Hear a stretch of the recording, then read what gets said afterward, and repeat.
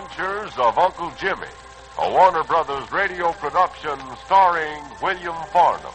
Original story and direction by Edward Lynn.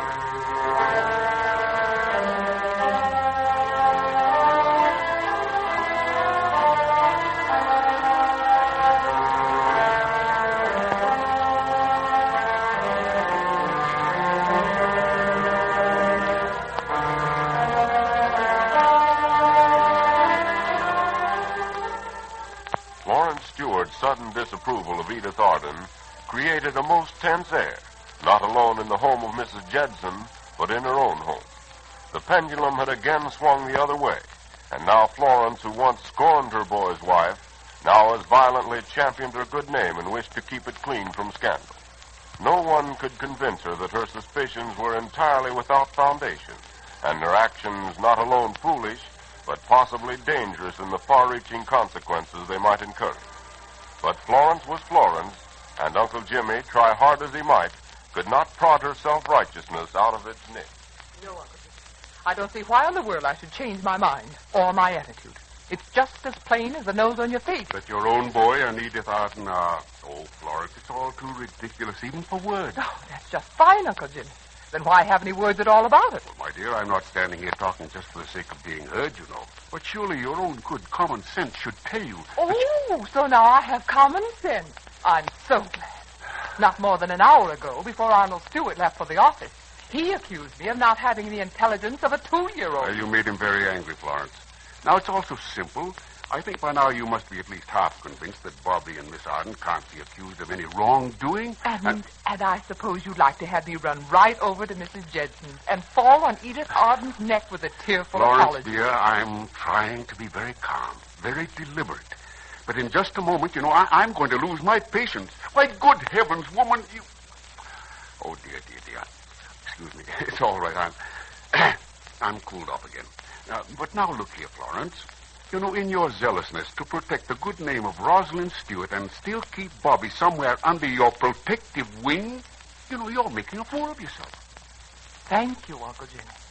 Thank you. I'm sure Arnold Stewart, Mrs. Judson, Miss Arden, my son Robert, and all of my family would welcome and applaud such an observation. And it's becoming more and more evident to me... That we're all against you? Well, I can't say that you're all for me. But let's just skip the whole issue. I believe what I believe. You all can do the same thing. Now, Florence, like the sweet, kind, and generous woman that you can be, why not tell Miss Arden and Mrs. Judson and Bobby, too, that, well, in your anxiety to not bring more unhappiness to Rosalind... No, I should say not.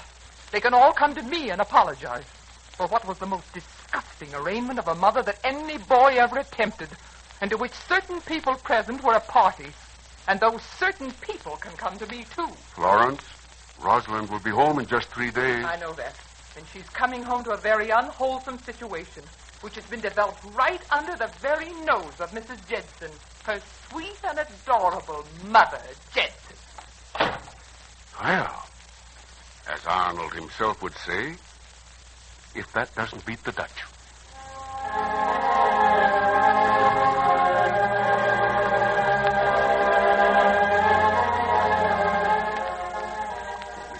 Judson. She just won't be budged.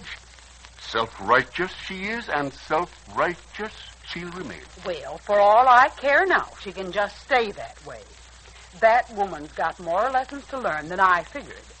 The idea of ever dreaming that I'd let anything like that go on right under my very roof. Well, I'll admit that Florence has approached this entire subject just a little hysterically. But after all, as far as Bobby goes, not being a woman and Caesar's wife to boot. I know all about that expression about Caesar's wife not being able to do any wrong. But that Bobby's right on the level, has been for weeks, and expects he'll go on being that way for the rest of his life now. Land of Betsy. Here I sit doing nothing. Well, now, it won't do you any harm to do nothing for 5 minutes. Oh, I got to keep my fingers busier, and my thoughts get to playing the old Nick with me. I'll just get me a bowl of apples and get them ready for baking. Mm-hmm. Guess you're right about those troublesome thoughts. Trouble with Florence Stewart. She ain't got half enough to do to keep her out of mischief. You're right there. I never saw a woman who shut herself away from the world like her. Poor Florence. She lives just for herself, her family, I know. and 2 or 3 friends. No wonder the neighbors around here call them snobs. Well, we all live in a little world of our own, Mrs. Judson. The thing right now is that we mustn't let Miss Arden move away. Not before Rosalind comes back, anyhow. I had a talk with her this morning before she left for her case. I think I kind of half got her talked into staying on a while. Well, that's good. You know, I like the girl. Well, Florence did, too. You know, it's funny how she turns against perfectly innocent women so quickly. She takes a fancy to any of them. Then they're all just about as bad as Erna Townley really was. Well, we're both very certain in our minds that Edith Arden and Robert Stewart are just friends. Aren't we, Mrs. Judson? Why did you ask me that? Just that way? Oh, just wanted to make sure that you were as certain as I was. Well, Uncle Jimmy, just how certain is that? Not too certain. I'm defending both of them. Because I know there ain't been nothing that's wrong between them. But Bobby's loneliness has made him turn to a woman for comfort. He's taken a great liking to the consolation Edith gives him. Mm-hmm, I know. I guess it was fate that Edith Arden should have come home with Rosalind. Well, if in the course of time they find each other, in the way that husband and wife should, I ain't going to put no stone in their path. Nor me.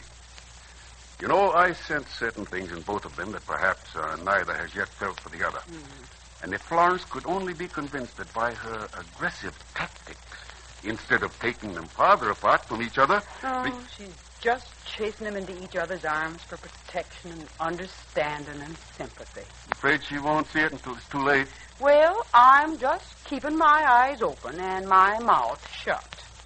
But I'm glad that you sense what I do. Well, all we can do now is sit back and wait for developments to happen. And I expect they will. Meantime, you know, I wish Florence could just get her thinking back to normal. You see, she feels that both of us... I know. Aiding and abetting something that's just too wicked for words. Aiding and abetting another bad woman who's going to snatch that boy of hers right out of her arms. Yes, I guess he's once more the most precious thing in the whole world. Well, I'll say it again. Robert Stewart's just another human being. There's some good in him and some bad.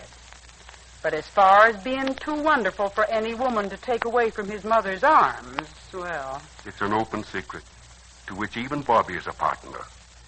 The events of the past 6 months have shown all of us that he's no prize package.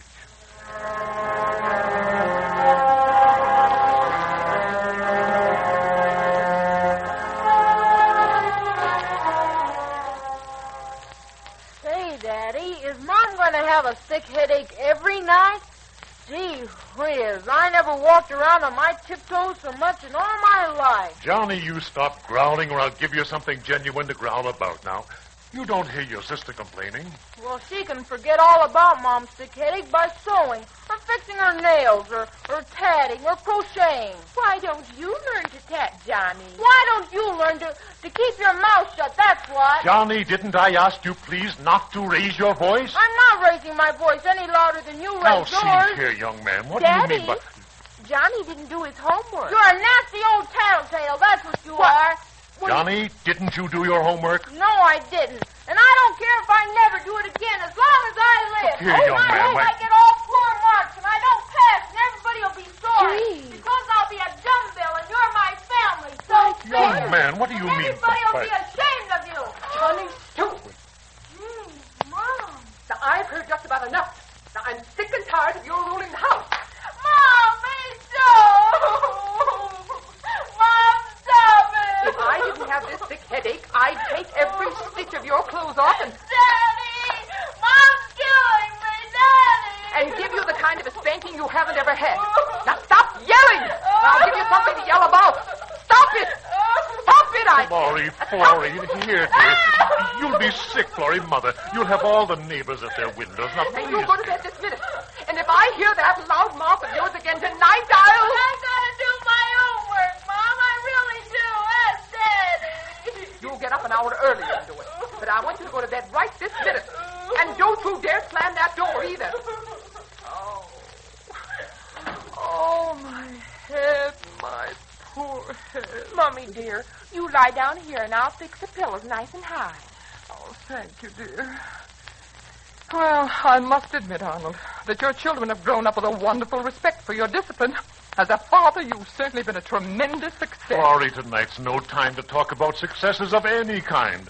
And I certainly don't believe that wailing the tar out of Johnny is going to make him love you anymore. Oh, so now you're going to accuse me of being a child beater. I didn't. Well, Now, I see. Well, you can just imagine how much strength I have. Sick as I am, to really have done much harm to anything except Johnny's dignity. Oh. How are the pillows, Mummy? Just about right? Oh, thank you, Lamb. About the only one who gives me any consideration, who understands me in the least, who has any sympathy for me or compassion, is Dorothy. Johnny Stewart, if you don't do as I say. Oh, it's me. It's me, just Uncle Jimmy. How's the head, Florence? Any better at all? It wasn't really bad, but Florrie would have to get out of bed and just come Yes, down Uncle here. Jimmy. I'm a child beater now. Oh, no, Oh, dear. well, Now, just you- take it easy, folks. How about all of us wooing the dove of peace, if only for one night, eh? Isn't that a telegram you have there, Uncle Jimmy? Yes, Dorothy. A telegram? For any of us? No, it was from Mrs. Judson. She gave it to me to read to all of you. Uncle Jimmy, I hope it isn't bad news. Well, it is and it isn't. Anyhow, it doesn't commemorate any occasion that we can remember with rejoicing in the years to come. Received my divorce at 4 p.m. this afternoon. Leaving for home tomorrow. Signed, Daughter Rosalind. Oh, no. Don't cry, Mummy. It'll make your head worse. Well, that's over for the poor child. The telegram, while it came to Mrs. Judson, was addressed to two people. The girl's two mothers, Anna Judson and Florence Stewart.